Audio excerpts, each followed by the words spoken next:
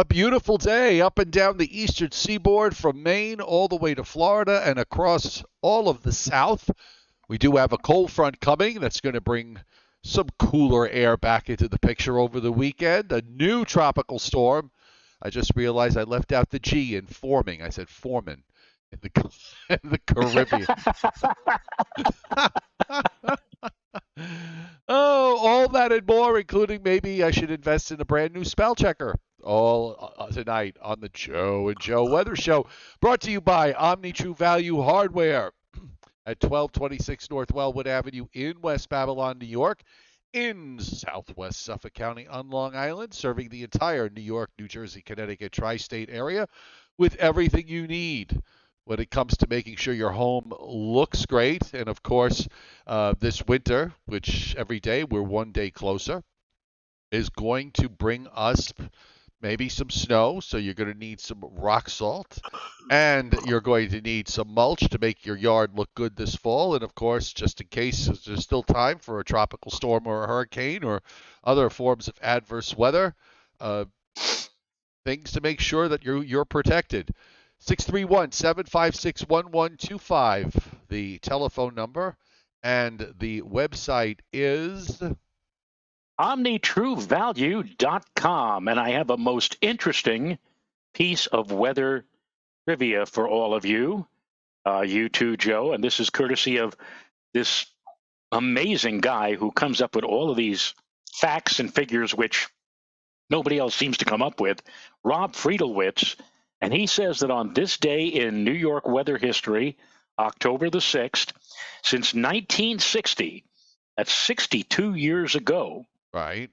From then till now, October 6th has the distinction of being the date least likely to have any measurable rain reported. Among all years of measurement, September 5th was the date at least that was least likely to see rain, but going back to only 1960, October 6th is the date rain has fallen in just 11 years, and there was a recent 17-year streak with no rain on this date between 2002 and 2018. So what I'm saying to all of you is that if you have something planned out of doors, for let's say next year, maybe a wedding next year, you might want to consider October 6th because, again, according to Rob Friedelwitz, it's one day that has the distinction of being the least likely to have measurable rain. Or if you want to take everything into account since 1869, the date in question is not October 6th, but it's September 5th, just a month ago. So that is today's day in New York weather history. Ta-da! You realize, of course, that people are going to now take on that date and plan all sorts of things on it. And next year, on October 6th, it's going to rain. You know that. That may very well be. The next year it'll be a Friday, not a Thursday. So there you go. Well, there you go. Well, I was thinking today if Morticia Adams were around, she would have said, we just had 5 gorgeous days of beautiful stormy weather, and now, of course, we have miserable sunshine. I actually said that once in reverse. I said that. I actually said that way years ago. I was vacationing on the Outer Banks of North Carolina, and I was there for 2 weeks. 13 days, Joe. 13 days in a row of almost cloud-free skies. Then late on the 13th day, it clouded up, and that night, I forgot the name of the tropical storm we had that made landfall on the Outer Banks that night and into the next day. 60-mile-an-hour winds, rain, winds, coastal flooding, whatever, all of that. And the next day, the storm had pulled away to the north, and I was walking on the beach, ran into a couple, and I said, 13 days of miserable sunshine, and just as our vacation came to an end, the weather finally turned nice. And they looked at me like I had 10 heads. I guess Sometimes I look out the window first thing in the morning, gorgeous day, blue sky, bright sun, and I'll say, yeah, look at this. Look what we're going to get stuck with for the rest of this morning, for the rest of this day. William Jersey Shore, really cut it out. He says, these two love gloom and doom. Listen to them. Oh, good Lord. You don't understand sarcasm. You don't understand humor. My word. The world That goes back. Maybe he's not old enough to remember, although, they don't have it on TV anymore. You have to get it on Apple TV. But there was a show at Christmas time, Charlie Brown's Christmas, and it always started off with nobody sending Charlie Brown a Christmas card. And when he goes up to the mailbox, there's one of the local girls, Violet, and he looks at her and says, "Thanks for sending me a Christmas card, Violet." And she says, "I didn't send you a Christmas card, Charlie Brown." And Charlie Brown looks at her and says, "And this is for you, William Jersey Shore. Don't you know a little sarcasm when you see it?" By the way, was Violet the one that had the naturally curly hair? No, that was Patty. Oh, okay. Not Peppermint Patty. No. There was another girl named Patty. Gotcha. Peppermint Patty had that throaty type of voice, and always used to call Charlie Brown Chuck. Yes, I remember. So it was an absolutely spectacular day. Just going to add a few extra frames on the satellite loop here of the Northeast, which I saved, and well deserved after the 5 straight days of rain. And there you go. Let me get myself out of the way here. Whoops. There we go. Now I can get myself out of the way. And, get me out of the way, too. There you can see the last frames there before sunset. There's some high clouds coming in from the west. But, I mean, it was really just gorgeous. Not just there, Joe, all the way down the coast. I mean, I haven't seen a cloud here in I think, 3 days. It's been just clear from start to finish, pretty much. A gorgeous day here in North Georgia and across the deep south. It is just spectacular weather here. I can't even remember now I have to go back and look and see when the last time it rained here. And I was looking at my outlook, nothing but sunshine pretty much for the next 7 days. So the only thing is whether, how low do the temperatures get at night and how high do the temperatures get in the afternoon. This is probably the easiest stretch of weather forecasting for any weather forecaster that's in the South, for sure. And it's going to be a big night at Citi Field tomorrow night as they begin the wild card best 2 out of 3 series at Citi Field for Friday, Saturday, and Sunday. I will say that Friday's game is going to be pretty much like a mid or late spring game, but we get to Saturday and Sunday. Well, if there is a Sunday game, if there needs to be a Sunday game, it's going to be pretty chilly for baseball. Yeah, we've got the first. I was looking at the pattern overall. I mean, it's going to be cold front after cold front after cold front. Now, the front that's coming through tomorrow, we do have about 5 days. We'll have till late next Thursday probably for the next significant weather front to come through into the eastern part of the United States. But the overall pattern is just going to be controlled by the jet stream flow out of Canada. And as we get deeper into the month, and we'll touch upon this in the long range, the pattern's going to get the upper flow is going to get amplified. So we're going to see a ridge build all the way up in the west and maybe a deep trough dropping down into the eastern part of the United States for some mid-month chill, it seems. It seems that way, and I mean temperatures. Renata and I were talking about this. She said, "Well, what's the temperature is going to be tomorrow, and what it's going to be on Saturday?" And I said, "Saturday is going to be at least 15 degrees cooler than what we're going to see in the afternoon hours tomorrow." So enjoy tomorrow. It's going to be a fairly nice day, and then get ready for the big chill down as we get into Saturday and Sunday. I think out of the 2 days, Sunday looks like to be the better day, at least the milder day of the two. And I just realized that it's a holiday weekend coming up. We have Columbus Day. Yes. On Monday, yes. And or Or if you're from Canada, it's Thanksgiving Day on Sunday. On Monday. They have their Thanksgiving Day early than what we do. Well, certainly the weather, not just here, but across the country for much of next week is just going to be what you would normally get in this time of the year, which is fairly, the anomaly was really the last 5 days, because October usually is the driest month of the year, and it certainly is not going to be that this year after the rainfalls that occurred in parts of the Northeast, not all of the Northeast, but certainly the southern areas of the Northeast and the northern Mid-Atlantic states. Yeah, there's no big storms around. It's just going to be these cold fronts, and we're not, unless we get something to cut off in the flow down the road. It's just going to be this continuous flow from the northwest.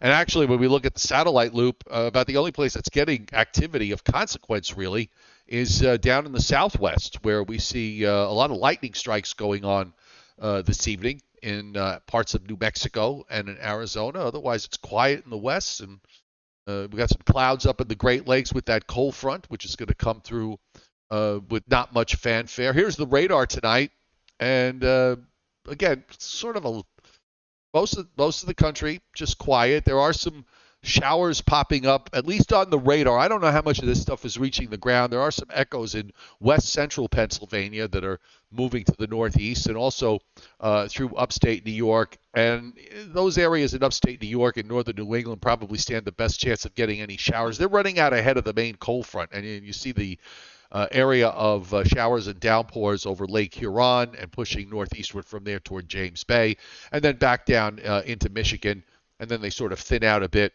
in and around Chicago, and a couple of stronger cells. Looks like a couple of scattered thunderstorms running around in parts of Illinois, and very busy in the southwest, especially this cluster that's just kind of sitting there in southeastern California with a couple of severe thunderstorm warnings in play tonight. And that's it. It's nice and quiet. Quiet is good. It is. It is. Now, the interesting, a lot of people were asking me, Joe, about the why the, up here in the Hudson Valley, from Yorktown Heights into parts of Connecticut, that the thunder that was reverberating early yesterday morning, why was it so loud? And the answer comes from our good friend Bill Goodman, who points out that there was a stable layer of air near the ground beneath an unstable layer, which we had ongoing, which tends to trap sound waves closer to ground level, and also traps larger waves known as gravity waves. And if these waves often happen to be carrying very strong winds, they could reach ground level. So that often explains strong wind occurrences without obvious forcing mechanisms, and also why sometimes thunder, and many people said that the thunder they heard yesterday morning were about as loud as any thunder they've ever heard in their entire life. Big, gigantic claps of thunder. And that obviously was the reason, at least according to Bill, was the fact that we had a layer near the ground beneath an unstable layer, kind of a temperature inversion, if you will, that also trapped those sound waves and caused them to occur closer to the ground level. And what we had yesterday morning, in all likelihood, was low-top convection. I mean, you just don't get 50,000-foot thunderstorms at 2 o'clock in the morning in early October. It just can't happen. But low-top convection certainly is a possibility. We had it, and it woke apparently quite a few people up from a sound sleep yesterday morning. So that apparently was the reason. And we thank you, Bill. And when do you think we might get Bill back as a guest shot here? I will reach out to Mr. Goodman and see if he wants to talk snow at some point, because I'm sure he'll have some opinions about what the winter's going to be like. So I will give him a shout out and get him on the show. And the NOAA always puts out, will it be later this month or maybe early next month, they'll put out their winter prediction, which is based a lot upon whether we have an El Nino or a La Nina. And somebody was asking me, they said to me, he says, well, you're saying that this is going to be the third consecutive La Nina winter. So doesn't that mean that we're going to have another winter similar to the last two? And I said, well, you can't base everything just on ENSO, the situation regarding La Ninas, El Ninos, La Nadas, or whatever. There are other things that need to be stirred into the mix pot or the equation. And yeah, that might be interesting to have Bill on and see what he thinks we're going to see as we get into the upcoming winter season. I can't even remember what the upcoming what the last winter was like. I remember it was very mild in December, and I remember there was one Saturday, I'm not sure if it was in late January or early February, where it was like 9 degrees outside with like 5 inches or 4 inches of snow on my driveway that I had to go out and clear. That's the only thing that stood out for me last winter, was that frigidly cold Saturday with that bit of snow out there. Although, if I recall also, I got 3 or 4 inches, but there were parts of Long Island that got crashed with like 12 or 15 inches. Of course, I don't live on Long Island anymore. So again, all of this is just like one big blur in my cranium. Yeah, I'm trying to see if I can get, since we're talking about snow, and I wanted to mention too with the you were mentioned about the very loud thunderstorm that happened. That happened also. I think over the summer we had a situation where that wound up happening.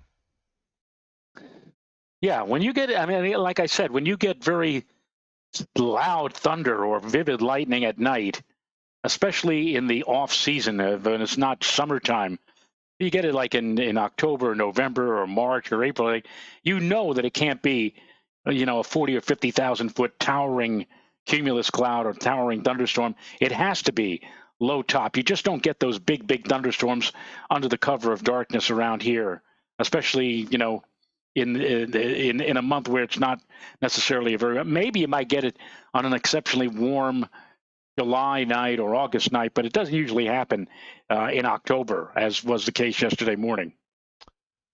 Correct, and I can't access it, but he apparently the CFS model, Joe, the CFS model, in its monthly snowfall, like it's like the 550 something hour of the CFS model has snow, which would be toward the end of the month, like around Halloween or just before Halloween, has snow in the northern mid-Atlantic and up through upstate New York and New England, and even down near the coast it has accumulating snow. But that's the CFS model, which has a long history of not being the most accurate model out there. Let's just put it that way. But I will say this: in this pattern that's evolving with this northwest flow out of Canada that's going to be dominating things at least through the middle of the month, if that's the pattern we're dealing with toward the end of the month and the beginning of November,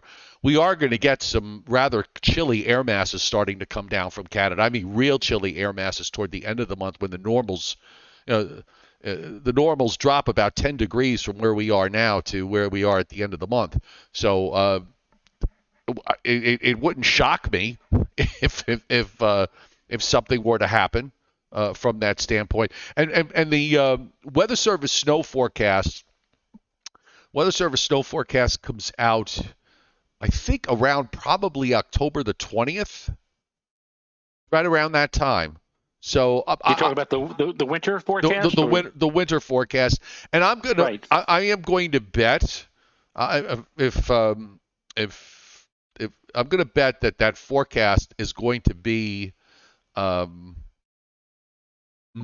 it's just going to be pretty much running along the same lines of what they've been running on. I don't think I'd be shocked if you see anything other than what they've been showing with regards to La Nina winters. That's my opinion. So I wouldn't put much value to it either way. I remember distinctly at this time of the year, 1 year ago, the one thing that I was really complaining about was the walnuts. I have a walnut tree at the end of my lawn, my front lawn, and it was so I mean, there were so many of them on my front lawn, and these walnuts were about the size of golf balls, or maybe even a bit larger, and they were covered like in green fur. I mean, but they were all over the place. I filled up an entire barrel of with these walnuts. Now here we are a year later, and maybe it's because we had such a dry summer, especially underscore that dry condition. We have hardly anything in terms of walnuts on my front lawn this year. It's completely different. And you say to yourself, you look at something like that, you say, okay, some people claim that they can make a prediction about the upcoming winter based upon nature, based upon things that are natural overlay. Well, if that be the case, then the script for this year as we lead into winter is totally different from last year. I mean, last year, again, all over the place. I even was contemplating over and out more than once. I said, maybe we should get a guy to come over and cut the tree down, because I can't stand doing this every fall, gathering up all of these big walnuts and just tossing them away or tossing them into the woods or whatever. Didn't have to do that at all this year because, again, it was so dry and, again, such a very hot summer. What does that mean for the upcoming winter?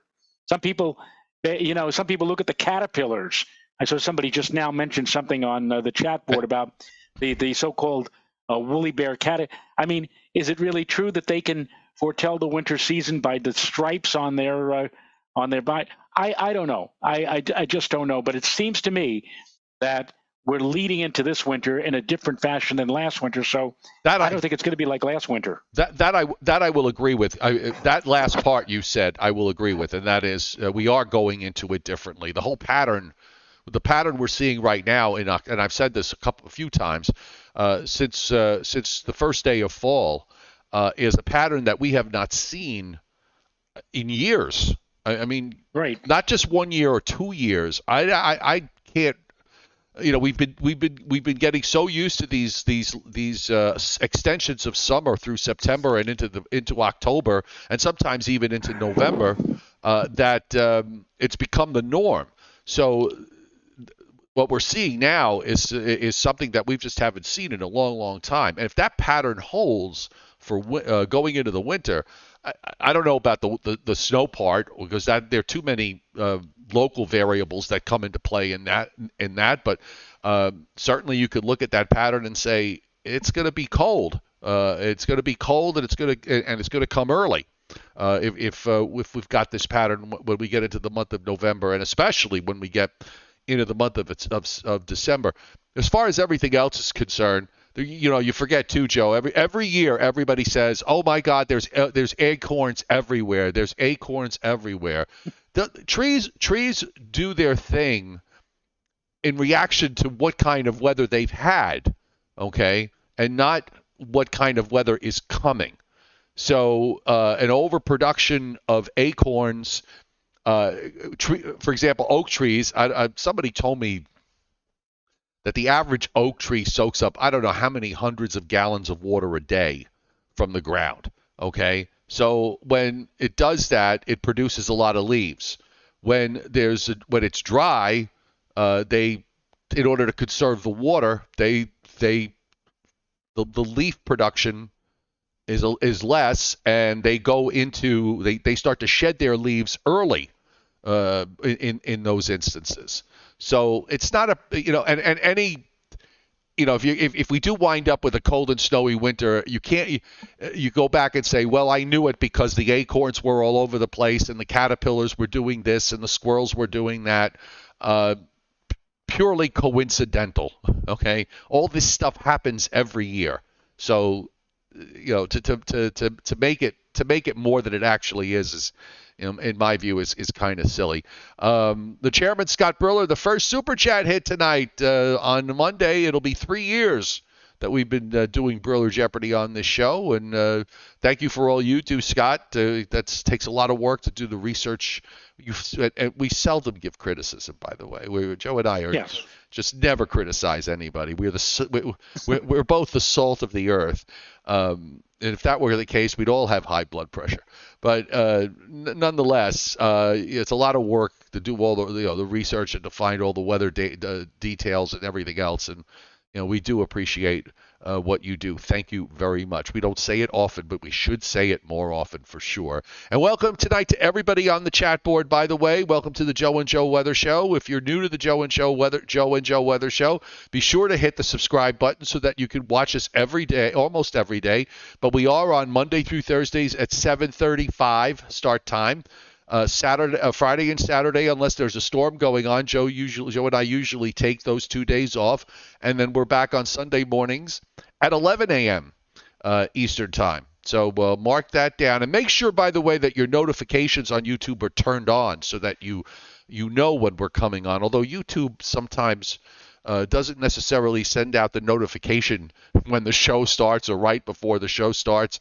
Sometimes I'll get a notification the next day because I'm subscribed to my own channel. I'll get the notification the next day that the Joe and Joe Weather Show is on. So that's not me doing it. That's not Joe doing it. That's YouTube, Yes. doing it. All right, let's look at. And also, David Fuller, thank you for hitting Super Chats. He asked on his Super Chat hit, Joe, well, why don't you eat the walnuts, Joe? Walnuts are awesome. They are. I understand, but, I'm accustomed to walnuts that are brown with a hard shell or anything. Again, the walnuts we had last year were bigger than golf balls, and they were coated or covered with kind of a green fur. I don't understand why that happens or why that was. This year, you have to take the green fur off. Yes. Well, I'm not going to spend all that time doing that. And this year, again, there was hardly any walnuts at all. So better luck next year in terms of the nuts. I was going to say something. I have a beautiful joke, but I'm not going to do it because I was well brought up, and we'll just leave it. We'll just leave it at that. So WPC, and by the way, WPC, Joe, announced today that they're the return of their winter forecasting stuff that they do. So I saw that on Facebook today, that today's their first day of getting back to work for the winter season. So the 7-day rainfall forecast map, this is through tomorrow night, and you'll notice where the rain is in the northeast, and it's very light. We're talking about a quarter of an inch or less, and in most cases a tenth of an inch or less in upstate New York and on up into northern New England. Also, you see the rain in the southwest and the rain in area in Nebraska, but most of the country is quiet. Look at day 2, which is Saturday. Nothing for the most part. Sunday, nothing. Again, just in the southwest. Monday, Tuesday, Wednesday, you start to see a little action, very light precip popping up in the Great Lakes and down through the middle Mississippi Valley. And on day 7, this is the next important cold front, which is late next week. And that has something a bit more significant in terms of rainfall. So the 7-day totals, right along the immediate coast, next to nothing. Right along the immediate coast, nothing. Just inland of the coast, next to nothing. And then it picks up a little bit in western PA, West Virginia, upstate New York, and on up into northern New England. The southwest, anywhere from 3/4 of an inch to 1.5 inches. But even here, we're talking, mostly subdued as far as rainfall is concerned in the next week. And you would expect that with the northwest flow out of Canada dominating the overall pattern. There's the moisture sources are pretty well cut off. And it is going to be dry for the next, the next chance for any kind of measurable moisture or measurable precipitation here, Joe, doesn't look like it will be until maybe sometime later Wednesday or Thursday of next week. So we have a nice stretch after 5 days of gloom and doom, as you like to say. These next 5 days will be filled with bright days, bright skies, lots of sunshine, and probably rather pleasantly cool, if not maybe some chilly nights coming up ahead of us at night. Okay, the upper air map is up, so we're going to do a little long range. By the way, I know there's a little bit of an echo tonight for some reason, and I apologize for that. Hopefully it will go away. I think I'm echoing a little bit. Here is this very deep cutoff low sitting south of the Aleutians. And as you know, we've said many times, whenever you get troughs out here that are along the longitude of Hawaii, that usually favors a troughing generally in the eastern part of the United States. And if you follow the flow, that's exactly what we have. And this is the upper air map for Friday morning. Now, ahead of it tomorrow, we have to wait for the cold front to pass before the cool air comes in. So we'll probably have I would think we'll have partly sunny skies in most of the area. Then again, that small chance that there could be a shower. There's a second upper trough that separates a little bit here that comes through late Friday night or early Saturday morning. That might also trigger off a scattered shower or two in some places. But other than that, it's really nothing. And then over the weekend, we're under the influence of this trough in the east that's going to keep things dry. That's going to lift out, and then you can already see what's going on in Western Canada. There's more energy dropping down toward Lake Winnipeg. And then here comes the next trough for late next week, and that swings by to the east. Now, instead of completely lifting out, part of it lifts out, but a lot of it gets left behind. And then another trough drops down for the week of the 17th, Joe. Look at this upper air. I mean, this is really, you put this in January and you'll be freezing here. I mean, when I say freezing, I mean physically freezing, not the freezing temperature. You'd be much lower than that for sure.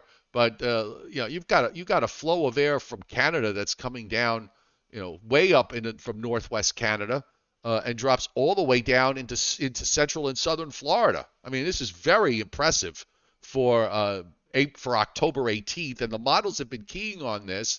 And CPC in their long range yesterday highlighted the eastern parts of the eastern United States for how did they phrase it with regards to the temperatures? I've got the update on that. Just throw the screen over to me, and I can show you the update from last night. Whereas last night they had a risk of hazardous temperatures, hazardous in terms of significantly below normal. And that was, if you recall, for the period from the 14th through the 16th of October, which would be Friday of next week, through the following weekend. Not this weekend, but the following weekend. This weekend will be cool enough, but even colder for that weekend. Well, now this update, 24 hours later, Joe, they now have risk of hazardous temperatures, not just for the area that they were outlining yesterday, which was a slight chance. Now they have upped that to a moderate risk right here in parts of the Ohio Valley, the Mid-Atlantic, and reaching just into the New York City tri-state area. And so now moderate risk for hazardous temperatures, not for the 14th through the 16th, but from the 14th all the way through the 20th of October.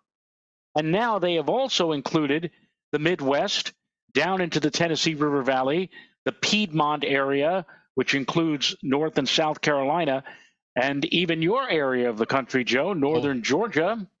And that is a slight risk for the 14th through the 17th. So basically, what NOAA is doing, what CPC, Climate Prediction Center, is doing, is headlining that beginning next Friday through the weekend and into the early part of the following week, there is going to be a surge, and you just talked about it, of unseasonably chilly, if not downright cold air, invading the northeast and mid-Atlantic part of the United States. You look at the trough that we have on that upper air, and definitely.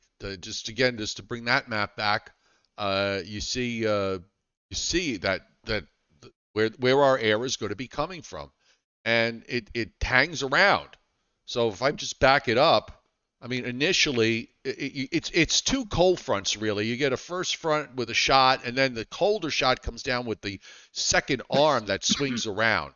And that is for Monday and Tuesday, the 17th and the 18th. I'm going to leave that what I drew on there and pull it forward and see what the model does. And notice it starts to lift out, and then another trough drops in toward the end of that week. So it makes sense that they've extended it well beyond that initial period that they put in yesterday, because that trough is actually going to get reinforced all of that week, and then when that lifts out, we're at the end of the forecast period. But I can sort of envision that there might be something else that'll try to drop in behind it, further down the road. But now, would you care to comment on the fact that while all this is happening, there's sort of a inflating ridge building up north of Iceland and right over Greenland as well? Right up kind here. Of a block. Yep. Yeah, right up here. You can see it here. It's not a closed upper high, but it's a very, very strong ridge that builds up along 40 west and goes all the way up into Greenland. So it's almost like it almost acts as a weight. It just completely displaces all the whatever cold air is in Canada. The upper lows get all displaced southward. Also, while that's going on, let's make note of this. We have a very strong ridge building in the Pacific Northwest that goes up western Canada toward Alaska, and then again, here's another trough that's running down right along the longitude of Hawaii. So this is the pattern that started to set up around September 22nd, 23rd. So if you think about the fact that a lot of times these patterns last on average 6 weeks, sometimes 8 weeks. So this would carry us, I think, into the first part of November before there'd be something to rearrange the chess pieces. And by the way, those chess pieces could certainly be arranged in a way that it still remains cold. But very, very interesting. Again, to me, the most fascinating part is that we're seeing this now when we've been so used to seeing the exact opposite for a number of years. And you know what? Last year we had a very wet summer, and I don't have the statistics in front of me. I beg your pardon on that, but I remember mention that of the 10 wettest summers, meteorological summers, I'm talking about June, July, and August. Our summer last year was, I think, number 2 on that list, and I pointed out that in every single case that the following winter we had above normal amounts of snow, and that happened again this past winter. We had above normal snowfall, at least at Central Park. Now, this year is significantly drier. We certainly are nowhere near the amount that we saw last year. I'm wondering if, from what we're already seeing in terms of the upper air, Joe, that this might be one of those winters where it's very cold, but we don't get an exceptional amount of snow. I think the winter of 72, 73 stands out in my memory, where we had some very cold days. I mean, there were days when the flow was almost straight north from northern Quebec, straight on down the Hudson Valley and into the New York area. But a lot of the snow, or a lot of the storms that could have brought us a lot of snow, was deflected southward because of the cold, dry air. And I'm wondering whether or not we just might have that kind of a winter coming up. Cold, but a lot of the potential storminess stays just off to our south. Not to say that we might not have, a big snowfall of, let's say, when I say big, more than 4 or 6 inches in any one, place. But I mean, a winter where we end up, with below normal, let's say less than 30 inches for the season. But also not unusually or exceptionally cold. Yeah. Not impossible. I could point to, you look at the winter of 76, 77, which if you go back and look at the upper air maps, it started similar to this, where we were getting highs coming down from Canada from late September, October, November, and December into January, and then it lasted into early February, and then it just shut down. The snowfall that year was generally slightly subpar, because a lot of these air masses were very dry. I think we only had one particular storm in early January that was a coastal low. On the other hand, that was an Alberta Clipper winter. We had a lot of clippers that season.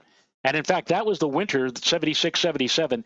That was the winter where they had the great Buffalo blizzard, where Right. they had a clipper and a sharp cold front came through. I remember here we saw temperatures plummet after the cold front moved on by. High temperatures. It was on a Saturday, in fact. The front came through on a Friday night, and on Saturday it was like 9 or 10 for a high temperature. Buffalo was trying to recover from like 60 inches of snow. 60 inches of snow, folks. And that was, but you're right, Joe. We didn't have very many coastal systems. They were mostly coming at us from the north and west and ushering in one at a time, cold, frigid air masses. Yeah, or we could have a winter, say, like 13-14 or 14-15, where you had a mix of everything. But 13-14, it was a lot of these divers that came down that weren't really, true Alberta clippers. Those don't seem to happen anymore for whatever reason. But there were a lot of divers down with these, shortwave troughs that when they got to the East Coast and we had so much cold air around. In fact, I love those two. Those are two of my favorite winters because every snowfall that we got in 13-14 and 14-15, temperatures were in the teens and low 20s. I can even remember there was one instance where we had one of those where it was bitter cold, and I got about half a foot of snow on Long Island with temperatures sitting at around 5 degrees. The biggest flakes I've you ever see. I've ever seen at 5 degrees. I mean, it was a sight to behold. So, there's all these different variables. We don't know. There's a lot of things we don't know.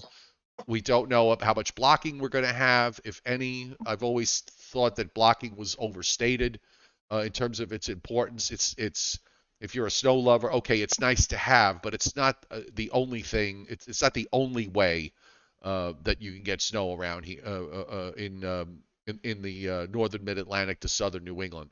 Blocking is great for me down in Georgia and in North Carolina and South Carolina. There you kind of, in the areas in those areas in the South, blocking is very important to produce to get cold air wedged in down the Appalachian Mountains.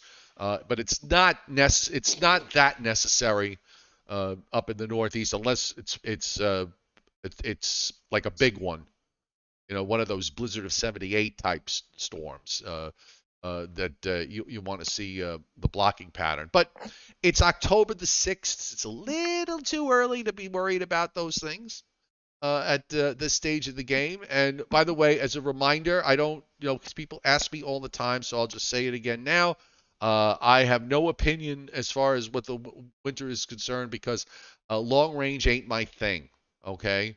When I say long range, I'm talking about trying to figure out things 2, 3, 4 months out. It's just not my thing. There are a lot of people that do it, and a lot of people. Some people are pretty good at it. A few of them are very good at it. That's their thing. It's not mine. So just going back to the cool air, you can see the big areas of blue here. That's all below normal temperatures on Friday in the plains and over the Great Lakes, and of course that starts to come into the east on Saturday, and you see it there. And much of the eastern two-thirds of the U.S. Below normal, above normal in the west and in the northwest. And look at the way that cold air just literally, within a matter of less than 24 hours, just erases all of that red, all of the above normal temperatures in the Northeast. And it's hard to believe that people wake up on Saturday morning coming off of today and even tomorrow with temperatures at or above 70, and we'll be waking up on Saturday to a day where temperatures in all likelihood will not get out of the 50s. And that's with bright sunshine, I might add. Which is a lot better. If you're going to not get out of the 50s, you want it with sunshine. You don't want it like we had it the last 5 days where it was cloudy and damp, and as I always like to put it, as gloom and doom. So here we go into next week. Still a little below normal in the east until that front gets close, and then Wednesday and Thursday we go a bit above normal, and now you start to see that blue area come into the western lakes and into the plains. The first shot arrives on Saturday, And then here comes the second shower. You see how the blue comes racing southeastward from central Canada into Minnesota and the Western Lakes, and then gradually just overtakes the eastern part of the United States during that week of beginning Monday, September 17th. And we're talking about some big anomalies, Joe, here. They're running at about 15 degrees or more below normal in that lighter, that brighter, I don't know what color you want to call that, the purplish area, but the purple that really stands out, like you see it in Ohio. Salmon. Yeah, whatever. West Virginia, Kentucky, Indiana, down even over into Georgia, and it hangs around the whole week, and then there's another surge at the end of the week and into that next weekend, which is the weekend of the 22nd, 23rd, and so it goes. And through all of this, in the northwest flow, as we said, it's going to be on the quiet side precip-wise. Just rolling it back here as far as the precip is concerned. I'm going to use the actual, not the radar view, but the forecast precip amounts. And this way you could see those red and blue lines. So when you get into the blue, that's cold air, relatively speaking, of course. And there's your high moving off to the mid-Atlantic coast. Doesn't really go out. It just kind of reforms there up in Michigan. And then along about Wednesday, you get into a southwest flow for Wednesday into Thursday. Here comes the showers on Thursday with the cold front. They sort of linger into Friday. I'm sure Sal Blandino will not be happy about that. And here's the cold shot for next weekend. And then look at that other low that's dropping down east of Lake Winnipeg to Lake Superior. And that brings down the secondary shot of cold air during the week of the 17th. And yeah, that's snow, folks. That's snow off the lakes. That might be the first lake effect day that we have come October 18th. So let's mark our calendars down for maybe that's going to be the first lake effect snow event the Cleveland of the Cleveland season. The Cleveland Baseball Club, which formerly were the Indians, and because of the PC Army, they had to change their name to the Guardians, but they are in the playoffs, and if they make it as far as, let's say, the 18th of October, and I'm not sure what the schedule is, but they're playing in Cleveland right around that time, we may indeed see the first baseball game of the fall season with snowflakes coming down during a playoff game. It has happened before. It happened in 1979 in Baltimore, of all places, and it could very well happen again. By the way, Johnny Quest on the chat board says, one thing I hate about winter is the wind. Why can't we have wind in the summer when it's hot? Johnny, let me assure you, it's no picnic in the summer to have wind. Having been in Las Vegas a couple of times, and on those occasions the temperatures were above 100 degrees. And at that time, you say to yourself, well, why can't we have the wind? Well, we did have the wind. We had winds gusting to 20 and 30 miles an hour. Let me tell you that when the temperature is like 100 degrees and you have 20 mile an hour plus winds and it's blowing in your face, you want to get the same effect, get out your 1,200 watt hair dryer and have somebody blow that right towards your face. That's exactly what it feels like when you have hot temperatures and gusty winds. It's not a picnic. And I understand it's not a picnic in the winter when you've got temperatures of like 10 or 15 and you've got that same kind of wind blowing at you. I don't think there's any kind of a midway point. Maybe when it's like June or May and it's, temperatures are like in the coolish, 70s or whatever, or you got a nice refreshing breeze. But that doesn't happen all that often. So what the heck are we dwelling about that? Yeah. And by the way, at the end of the forecast period, Joe, there's your Alberta Clipper. Right there. Yes. You see it? Yeah, indeed. Blue in northern Pennsylvania, blue in upstate New York. It has a low that comes down Chicago to southwest PA, over New Jersey to Rhode Island, and the snow for upstate New York and for interior New England. And then it wraps it up into a nice-looking storm there, 989 low near Nova Scotia. The Clippers, a lot of people a lot of the snow lovers, they say, oh, they wish for a cold high over the Northeast, and they wish for a wet storm in the Gulf of Mexico, come up the Eastern Seaboard and slam us with like 1 to 2 feet of snow. That's what the snow lovers like. However, sometimes you can have a scenario where you've got this massive high over the Northeast that doesn't move, and then you have an Alberta clipper coming. Most of the time, like 8 or 9 times out of 10, when a clipper comes our way, it goes to our north, and it temporarily brings up a little surge of milder air, and then behind it, it sweeps in a shot of much colder air, and we get a few flurries or snow showers. Sometimes we get even a snow squall, but that's about it. But on occasion, every once in a while, that huge cold high just stands its ground. Here comes the clipper. It can't go to our north. So what does it do? It's forced to go to our south. It goes through the Virginias, off the mid-Atlantic coast, gets its feet wet, and blows up into a major storm and dumps a quick 1/2 foot to 1 foot of snow on us. And I love those kind of situations. Every so often, not necessarily in every winter, but every so often you get that, where you get the clipper, which has hardly any moisture, coming in, moving south of us, not north, but south of us, pulling in all that Atlantic moisture quickly, blowing up into a significantly strong storm, and throwing back behind it, a 6 or 8 or 10-inch snowfall. Haven't seen one of those lately in recent winters. Maybe this will be one of those winters where we'll see that happen. Very exciting. I really enjoy those. I enjoy those, in fact, even more, I think, than the storms that are coming up from the south and getting ready to dump, heavy-duty snow on us, because there's a lot more action to watch. In the early days, you look over the teletypes, and when you start seeing pressure falling rapidly in, Atlantic City or Dover, Delaware, or, to the south, and the storm is starting to rev up and the potential for a major snowfall is coming, that's what really makes things very exciting for if you're a winter weather lover. Don't disagree. I just want to run through a couple of Super Chat hits. Steve LaPointe hitting Super Chat tonight, reminding everybody watching, hit the like button under the video. Thank you very much. And thank you, Steve, for reminding me to remind everybody. And also we've got Leon Probitsky hitting Super Chat as well. Thank you so much, Leon. And Johnny Quest also has a good question about the weather fronts when they get down into the Gulf of Mexico as shutting off the hurricane season in the Gulf of Mexico. And in most years when that happens, the answer is yes. When they get that first solid cold front that goes all the way down and moves through the Gulf states and sweeps out into the Gulf of Mexico, that usually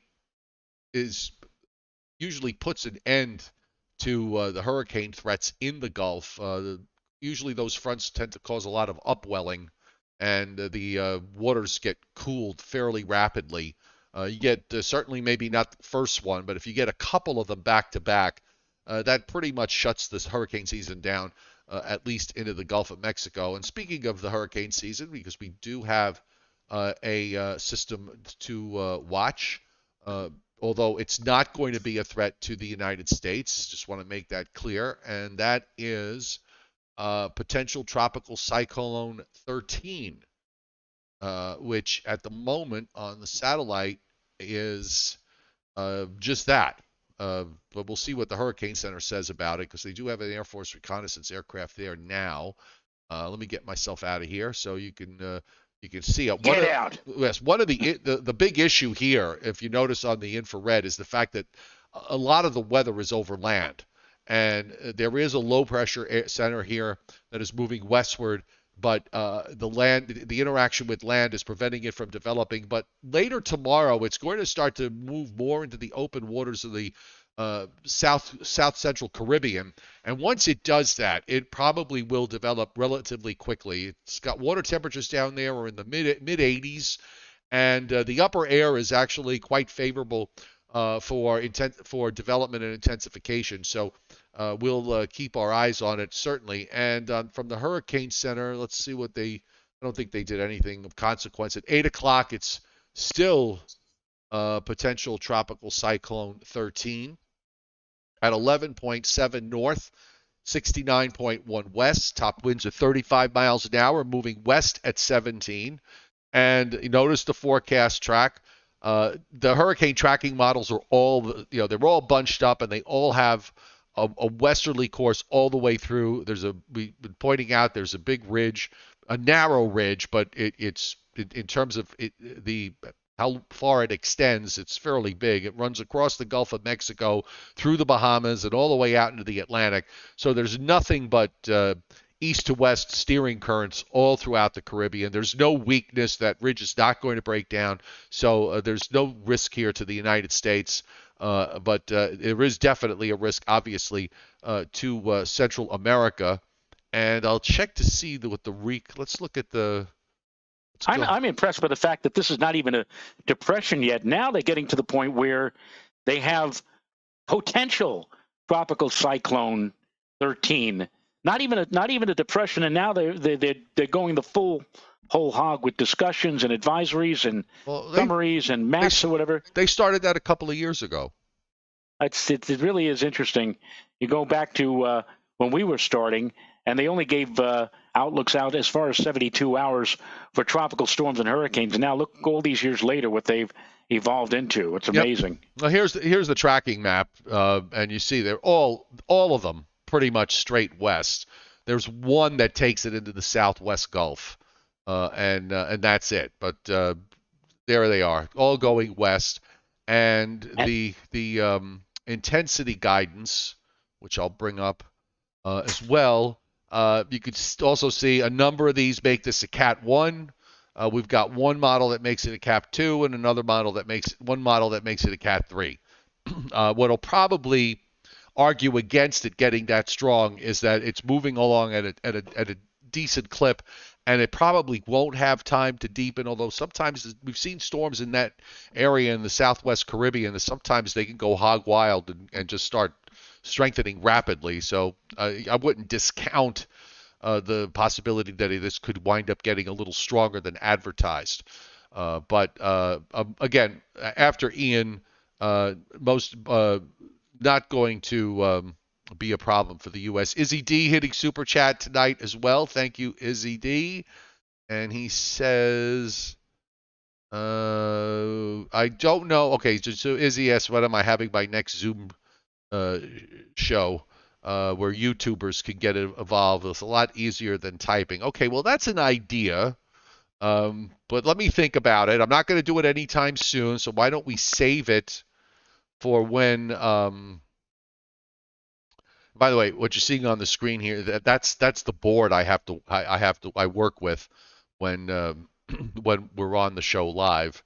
We were watching during dinner. We were watching Lee Goldberg on WABC talking about this particular disturbance, and he said it's going to pass very close to the ABC Islands. Yes. And Renata looks at me and she says, "The ABC Islands? Where are those?" And I said, "You don't know? They're just to the north of the DEF Islands." Oh, you're such a, Joe, you're such a card. You need to be dealt with. So anyway, let's move on to tonight's, excuse me, Briller Jeopardy, which is general trivia. So everybody on the chat board, you can participate. So are you ready, Mr. Rayo? I am all set, sir.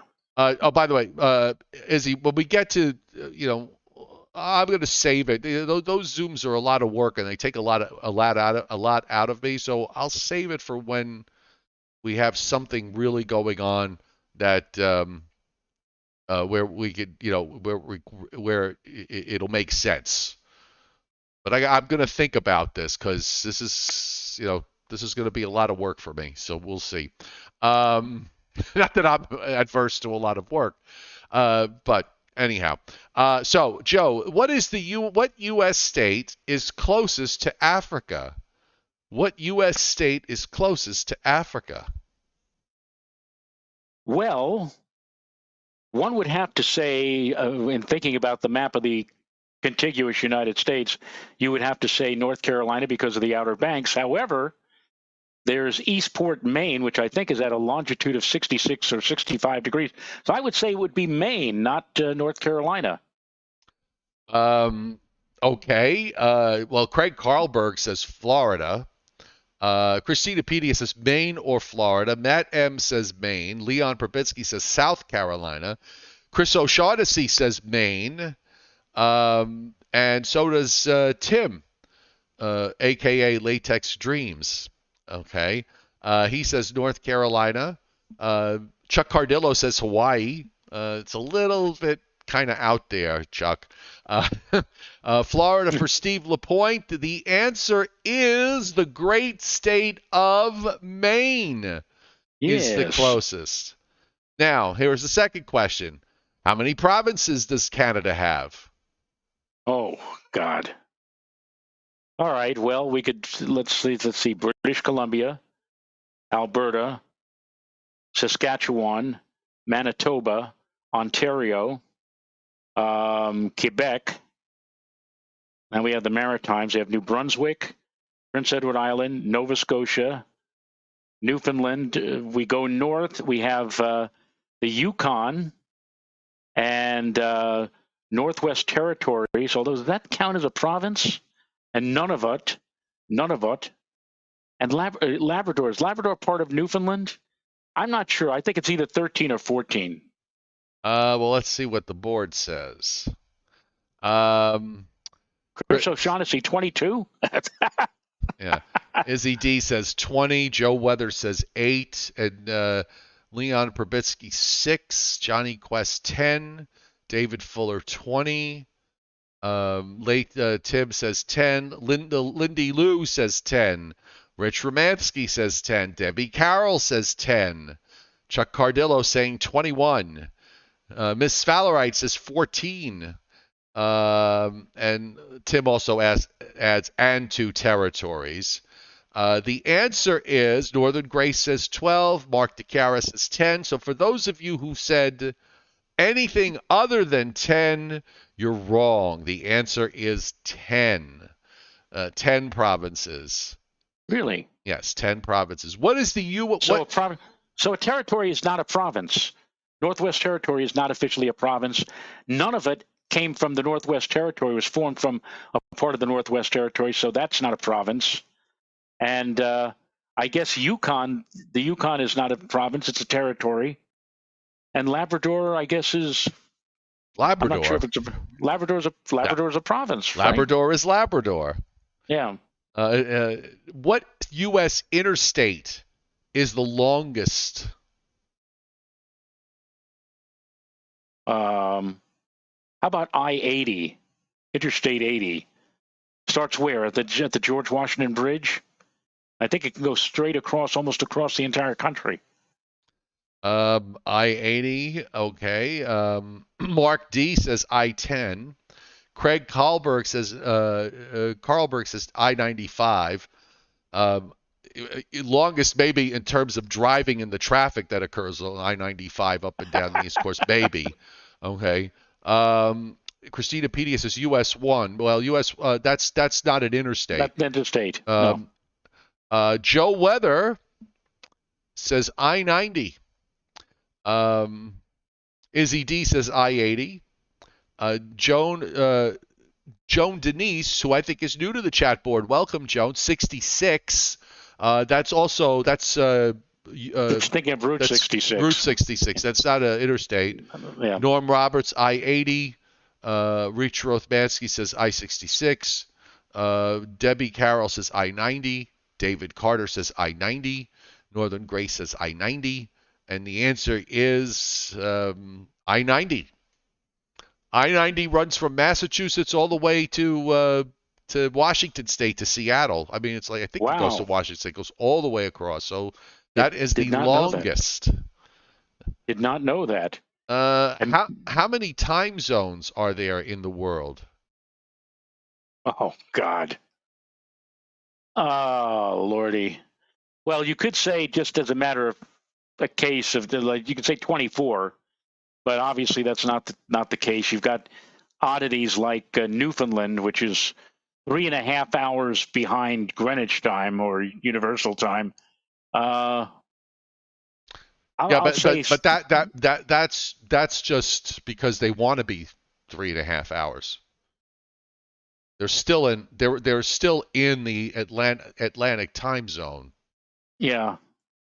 I should have asked that guy who we who we were interviewing a couple of weeks ago in Nova Scotia. I should have asked him exactly the definition of Newfie jokes. They apparently they're people who make fun of the Newfoundlanders, in part, I think, because of that 3.5 hour time difference from everybody else, and there are jokes out there called Newfie jokes. I don't know. I'll say something, an odd number. I'll say 29. I really don't know, Joe. There's what do you?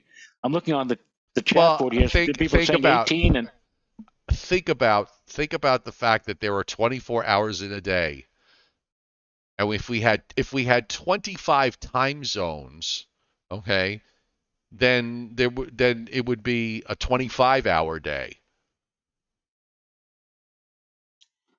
Yeah, but actually, I take that back. We could have as many time zones as you want. You could have as many time zones as you want. The time zones, by the way, the reason why we have time zones is because of the railroads in the 1800s, because they wanted to have like a set schedule so to be able to tell everybody, what time the train arrives. So they lobbied the U.S. government to create time zones. The answer is 24. There are 24 time zones. Really? Yeah, there's just 24. Did you know that in China there's only one time zone? Yes, that's correct. That's weird. I mean, can you imagine the United States with just one time zone? Honestly, it's the wacko. We could solve this problem simply by just going to Greenwich Mean Time worldwide.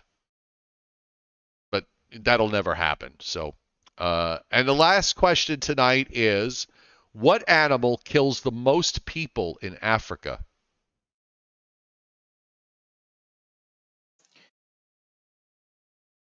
A lion, a tiger. I don't think they have very many bears in Africa, so we can leave that out. Lions and tigers and bears. Oh my. I don't know. I'll say toss a coin between a lion and a tiger. I'll say lions. Probably wrong, but okay. Well, I will tell you that Chris Alley, hi Chris, and Miss Fowlerite, and trying to see anybody else who has said hippo, because the answer is hippos. Listen, they're vegetarians, but don't mess with a hippo. You don't mess with a male in mating season. They get very touchy, and don't mess with a female with a baby, or you will be, you're gone. Hippos, so they could be, they could be pretty fierce. What is that line in I Love Lucy about? Who's got the hippiest? Right. Yeah. What? Hold on. All I said was, oh no, what she said was, Ethel says, because they're fighting, so she says that she said I was fat, and Ricky said to Lucy, did you say that? And she said, no, I just said that she was a bit hippie. On the other hand, she does have the biggest potamus I've ever seen. Still funny. The line, it's still funny after all of these years. Exactly. Yes. So we wrap up another Thursday night, which means that Joe and I will be off because obviously there's nothing going on for this weekend of consequence in the U.S.